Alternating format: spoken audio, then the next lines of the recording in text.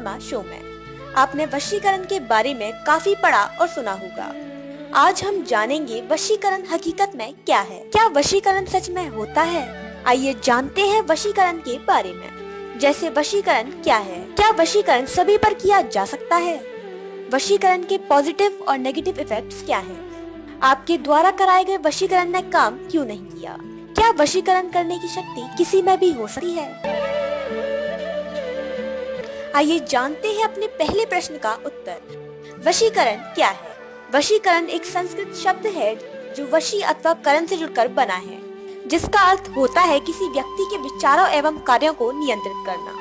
वशीकरण भी एक विज्ञान है जो बहुत अधिक सत्य है। जिस प्रकार से विज्ञान 100% सत्य है, उसी प्रकार से ज्योतिषी और वशीकरण भी 100% सत्य है, जिसको हम झुठला नहीं सकते। वशीकरण का उपयोग सतयुग, द्वापर तथा त्रेता में अच्छे कार्यों के लिए किया जाता था।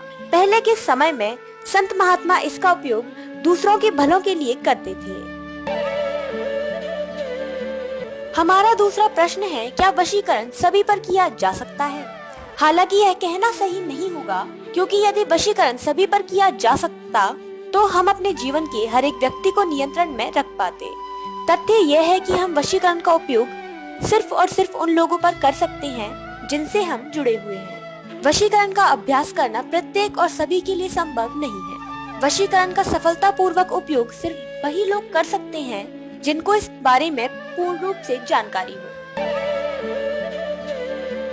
आइए बढ़ते हैं हमारे तीसरे प्रश्न की ओर। वशीकरण के नेगेटिव और पॉजिटिव इफेक्ट्स क्या हैं? वशीकरण का नेगेटिव इफेक्ट है, यदि आप किसी व्यक्ति से 1 या 2 बार मिले हैं और आप उस व्यक्ति की आदतों, विचारों और परिवेश के बारे में नहीं जानते और आप उस पर वशीकरण का अभ्यास करते हैं, तो यह उस व्यक्ति के लिए हानिकारक सिद्ध हो सकता है। और यदि आप वशीकरण के लिए गलत इंसान को चुनते हैं, तो यह आपके जीवन पर नकारात्मक प्रभाव डाल सकता है।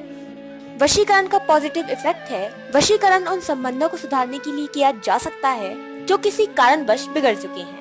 जैसे पति पत्नी के बीच में अलगाव के कारण खटास आना, 2 प्रेमियों के बीच में किसी अचानक से आई गलत फहमी के कारण दूरियां बन गई हैं, या फिर प्रतिबद्धता के बाद शादी करने के लिए इनकार कर दिया है। ऐसे समय में वशीकरण के द्वारा आपकी बड़ी से बड़ी परेशानी का हल बड़ी आसानी से किया जा सकता है। हमारा चौथा प्रश्न है, आपके द्वारा करवाए गए वशीकरण ने काम क्यों नहीं किया?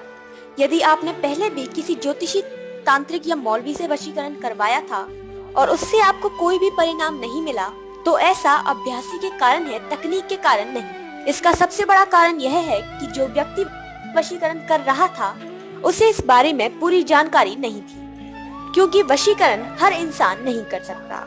वशीकरण की जो विधि है, उसमें जो मंत्र यूज किए जाते हैं, यदि उनको सही ढंग से ना किया जाए तो वशीकरण सफलतापूर्वक काम नहीं करता। यह कहना भी गलत नहीं होगा कि ऐसे ज्योतिषी, मौलवी और तांत्रिकों के कारण ज्योतिषी का अभ्यास एक बुरा खामियाजा भुगतता है। इस प्रकार के लोगों के संपर्क में आने से खुद को बचाएं और सही जगह पर संपर्क करें। अब बढ़ते हैं अपने 5वें और आखिरी प्रश्न की ओर। क्या वशीकरण करने की शक्ति किसी में भी हो सकती है? वशीकरण का अभ्यास करना प्रत्येक और हर किसी व्यक्ति के लिए संभव नहीं है। इस तकनीक के बारे में पूर्ण रूप से जानकारी रखने वाला व्यक्ति ही वशीकरण सफलतापूर्वक कर सकता है। इस प्रकार से सही जगह पर संपर्क करना अति आवश्यक है। दिखावा करने वाले मौलवी, तांत्रिक पंडितों से आपको कोई भी परिणाम नहीं मिलेगा। कारण यह है कि इस प्राचीन कला के बारे में बहुत कम लोगों को पूर्ण रूप से जानकारी होती है। यदि आप सही जगह पर संपर्क करते हैं तो आपको महसूस होगा कि आपका काम उतना मुश्किल नहीं था जितना कि ये लोग इसे बनाने में करते हैं। यदि आप भी एक सुखी और समृद्ध जीवन की कामना करते हैं और आप भी अपनी सभी समस्याओं से छुटकारा पाना